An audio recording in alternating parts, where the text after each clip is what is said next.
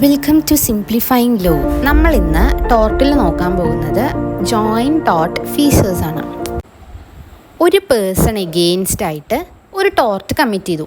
ആ കമ്മിറ്റ് ചെയ്തത് രണ്ടിൽ കൂടുതലോ ആൾക്കാരാണെങ്കിൽ അത് ചിലപ്പോൾ ഇൻഡിപെൻഡൻറ്റ് ടോർട്ട് ഫീസർ ആവാം, അതല്ലെങ്കിൽ ജോയിൻറ്റ് ടോർട്ട് ഫീസർ ആവാം. ഒരു പേഴ്സൺ എഗെയിൻസ്റ്റ് ആയിട്ടാണ് ടോർട്ട് കമ്മിറ്റ് ആവുന്നത്. രണ്ടിൽ കൂടുതലോ ആൾക്കാരുണ്ടാവണം.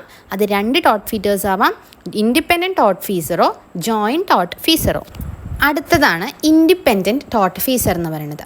ഇൻഡിപെൻഡൻറ്റ് ടോർട്ട് ഫീസറിൽ അവിടെ നടക്കുന്ന ആക്ട് എന്ന് പറയുന്നത് ഇൻഡിപെൻഡൻ്റ്ലി ആയിരിക്കും. ഇപ്പോൾ 2 ആൾക്കാരാണെങ്കിൽ പോലും ആ 2 ആൾക്കാരും ഇൻഡിപെൻഡൻ്റ് ആയിട്ടാണ് ചെയ്യുന്നത്. ഈ 2 ആൾക്കാരും തമ്മിൽ ഒരു കോമൺ ഇൻറ്റൻഷൻ ഇല്ല. കോമൺ ഇൻറ്റൻഷൻ എന്ന് പറഞ്ഞാൽ 2 പേർക്കും ഒരാളെ ഉപദ്രവിക്കണം എന്നുള്ള ഒരു കോമൺ ഇൻറ്റൻഷൻ ഇല്ല. പക്ഷേ ഒരേ ഡാമേജ് ആയിരിക്കും. ഈ 2 പേര് ചെയ്തത് കാരണം ഒരൊറ്റ സിംഗിളായിട്ടുള്ളൊരു ഡാമേജ് ആയിരിക്കും വന്നിട്ടുണ്ടാവുക. ഇവിടെ കൺസേർട്ടഡ് ആക്ഷൻ ഉണ്ടാവില്ല. എന്താണ് കൺസേർട്ടഡ് ആക്ഷൻ? കുറേ മൾട്ടിപ്പിൾ ആയിട്ടുള്ള ഇൻഡിവിജ്വൽസോ അല്ലെങ്കിൽ ഒരു ഗ്രൂപ്പായിട്ടുള്ള ആൾക്കാർ പ്ലാൻ ചെയ്ത് ഒരാളിനെ ഉപദ്രവിക്കാനോ അല്ലെങ്കിൽ ഒരാൾക്ക് എഗെയിൻസ്റ്റ് ആയിട്ട് ടോർട്ട് ചെയ്യാനോ ശ്രമിക്കുന്നതിനാണ് നമ്മൾ കൺസേർട്ടഡ് ആക്ഷൻ എന്ന് പറയാം. അങ്ങനെ ഒരു കൺസേർട്ടഡ് ആക്ഷൻ എവിടെ ഉണ്ടാവില്ല? ഇൻഡിപെൻഡൻറ്റ് ടോർട്ട് ഫീസറിൽ ഉണ്ടാവില്ല. നമുക്കിത് ഒന്നുകൂടി മനസ്സിലാവണമെങ്കിൽ ഒരു എക്സാമ്പിൾ നോക്കാം. അപ്പോൾ ഇവിടെ പറയണത് എയും ബിയും 2 ഡ്രൈവേഴ്സാണ്. അതായത് 2 കാർ ഓടിക്കുന്ന ആൾക്കാരാണ്. ഒരു കാറ് എ ഓടിക്കുന്നു, ഒരു കാറ് ബി ഓടിക്കുന്നു. ഈ 2 കാറും ഓപ്പോസിറ്റ് സൈഡിൽ നിന്ന് വരികയാണ്. അങ്ങനെ ഈ 2 കാറിൻ്റെയും അശ്രദ്ധ കാരണം നടന്നു പോണ ഒരു പെഡസ്ട്രിയൻ ഇതിൻ്റെ ഇടയിൽ പെട്ടു. അങ്ങനെ അയാൾക്ക് ഒരു ടോർട്ട് പറ്റി. അപ്പോൾ ഇവിടെ എന്ന് പറഞ്ഞാൽ എയും എന്താണ് തെറ്റ് ചെയ്തിട്ടുണ്ട്, ബിയും തെറ്റ് ചെയ്തിട്ടുണ്ട്. ഇവർ 2 പേരും എന്താണ് ടോർട്ട് ചെയ്തിട്ടുണ്ട്. പക്ഷെ ഒരിക്കലും ഇവർക്ക് 2 പേർക്കും കോമൺ ഇൻറ്റൻഷൻ ഇല്ല. അതായത് ഇവർ 2 പ്ലാൻ ചെയ്തതല്ല അപ്പോൾ അയാളിനെ ഉപദ്രവിക്കണം എന്ന് പറഞ്ഞിട്ട്, അല്ലെങ്കിൽ അയാൾക്കൊരു ഹാം വരണമെന്ന് ഇവർ പ്ലാൻ ചെയ്തിട്ടില്ല. ഇവരല്ലെങ്കിൽ ഒരു അഗ്രിമെൻറ്റിൻ്റെ പുറത്തോ അങ്ങനെയൊന്നും ചെയ്തതല്ല. 2 പേരുടെയും അശ്രദ്ധ മൂലം പറ്റിപ്പോയൊരു സംഭവമാണ്. അപ്പോൾ ഒരിക്കലും ഇതെന്തല്ല ഒരു ജോയിൻ്റ് ആയിട്ട് ചെയ്ത കാര്യമില്ല.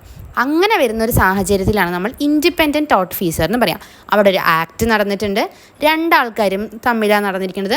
2 പേരും തമ്മിൽ കൺസേർട്ടഡ് ആക്ഷൻ ഇല്ല. ഡാമേജ് ഒന്നാണ്. കാരണം 2 പേരും ഇടിച്ചത് ഒരാളുടെയാണ്. പക്ഷെ ഡാമേജ് ഒന്നാണെങ്കിൽ പോലും 2 പേർക്കും തമ്മിൽ കൺസേർട്ടഡ് ആയിട്ടുള്ള ആക്ഷൻ ഇല്ല. അടുത്തതാണ് ജോയിൻറ്റ് ടോർട്ട് ഫീസേഴ്സ്. 2ൽ കൂടുതലോ ആൾക്കാരും ചേർന്നിട്ട് ഒരു റോങ്ഫുൾ ആക്ട് ചെയ്യണം. അതായത് അവർ 2 പേരും കൂടി ചെയ്യുന്ന ഡാമേജ് ഇവിടെ സിംഗിൾ ഡാമേജ് തന്നെയാണ്. പക്ഷെ ഇവിടെ എന്തുണ്ടാവും? കോമൺ ഇൻറ്റൻഷൻ ഉണ്ടാവും. അവിടെ എന്താണ് 2 പേരും തമ്മിലുള്ള ഒരു കോമൺ ഇൻറ്റൻഷൻ, 2 പേർക്കും അയാളെ ഉപദ്രവിക്കുന്ന ഒരു ഇൻറ്റൻഷനോട് കൂടി ചെയ്യുന്നതിനെയാണ് നമ്മൾ ജോയിൻറ്റ് ടോർട്ട് ഫീസേഴ്സ് എന്ന് പറയാം. ഇവിടെ എന്തുണ്ടാവും? കൺസേർട്ടഡ് ആക്ഷൻ ഉണ്ടാവും. നമുക്കൊരു എക്സാമ്പിൾ നോക്കാം. എയും ബിയും കൂടിയിട്ട് എന്ത് ചെയ്യണം? 2 പേരും ഒരു കോമൺ ഇൻറ്റൻഷൻ ഉണ്ടായിരുന്നു, സീൻ്റെ കൗവിനെ കല്ലെറിയുക എന്നുള്ളത്. അപ്പോൾ ഇവിടെ എന്താണ്? എയും ബിയും കൂടി ഒരുമിച്ച് തീരുമാനിച്ച് അവർ കല്ലെറിഞ്ഞാണ്. ഇവർക്ക് 2 പേർക്കും ഇൻറ്റൻഷൻ എന്താ? കൗവിനെ കല്ലെറിയുക എന്നുള്ളതാണ്. അങ്ങനെ വരുന്നതിനെയാണ് നമ്മൾ ജോയിൻറ്റ് ടോർട്ട് ഫീസേഴ്സ് എന്ന് പറയുക. ഇനി നമ്മൾ മനസ്സിലാക്കേണ്ട ഒരു കാര്യമുണ്ട്. അതായത് ഈ പറയുന്ന 2 പാർട്ടീസ്, നമ്മൾ പറഞ്ഞു 2ൽ കൂടുതൽ ആൾക്കാർക്ക് കോമൺ ഇൻറ്റൻഷൻ വേണമെന്ന്. ഇവർ 2 പേരും മെൻ്റലി കമ്പൈൻഡ് ആയിരിക്കണം. അതായത് ഇവർക്ക് 2 പേർക്കും ഒരേ ഇൻറ്റൻഷനോടുകൂടി ഇവർ വേണം ചെയ്യാൻ. മാത്രമല്ല ചില റിലേഷൻഷിപ്സിന് നമ്മൾ ജോയിൻറ്റ് ടോർട്ട് ഫീസേഴ്സ് എന്ന് പറയും. അതായത് നമ്മൾ പഠിച്ചിട്ടുണ്ട് മാസ്റ്റർ സെർവൻറ്റ് റിലേഷൻഷിപ്പ്. ഞാൻ നേരത്തെ വീഡിയോ ഇട്ടിട്ടുണ്ട്. ഈ മാസ്റ്റർ സെർവൻറ്റ് റിലേഷൻഷിപ്പ് പോലെ അല്ലെങ്കിൽ പ്രിൻസിപ്പൽ ഏജൻറ്റ് റിലേഷൻഷിപ്പ്, പാർട്ട്ണർഷിപ്പ്, ഇങ്ങനത്തെ സാധനങ്ങളിൽ നമ്മൾ ജോയിൻ്റ് ആയിട്ടായിരിക്കും കൺസിഡർ ചെയ്യുക. കാരണം ഒരു മാസ്റ്ററിൻ്റെ കയ്യിൽ സെർവൻറ്റ് ഒരു തെറ്റ് ചെയ്താലും മാസ്റ്റർ ആയിരിക്കും ലയബിൾ ആവുക. അപ്പോൾ ആ സമയത്ത് അവിടെ ഒരു ജോയിൻറ്റ് ടോർട്ട് ഫീസറാണ് നടക്കുന്നത്. ഇപ്പം നമ്മൾ കുറച്ച് റിലേഷൻഷിപ്പ് പറഞ്ഞു, മാസ്റ്റർ സെർവൻറ്റ്, പ്രിൻസിപ്പൽ ഏജൻറ്റ്, അതുപോലെ പാർട്ട്ണർഷിപ്പ് എന്നൊക്കെ. ഇങ്ങനത്തെ സാഹചര്യങ്ങളിൽ പ്ലെയിൻറ്റിഫിന് എന്ത് ചെയ്യാം? ആർക്ക് എഗെയിൻസ്റ്റ് വേണമെങ്കിലും സ്യൂ ചെയ്യാം. ഒന്നില്ലെങ്കിൽ ഒരാൾക്ക് എഗെയിൻസ്റ്റ് ആയിട്ട് ചെയ്യാം, അല്ലെങ്കിൽ 2 പേർക്കും എഗെയിൻസ്റ്റ് ആയിട്ട് ചെയ്യാം. അങ്ങനെ അപ്പോൾ ഇനിയിപ്പോൾ ഒരു പാർട്ട്ണർഷിപ്പിലാണെങ്കിൽ ഒരു പാർട്ട്ണർക്ക് എഗെയിൻസ്റ്റ് ആയിട്ട് ചെയ്യാം, അല്ലെങ്കിൽ 2 പേർക്ക് എഗെയിൻസ്റ്റ് ചെയ്യാം. അത് ആരുടേതാണ്? ആ പ്ലെയിൻറ്റിഫിൻ്റെതാണ്. ആർക്ക് വേണമെങ്കിലും ചെയ്യാം.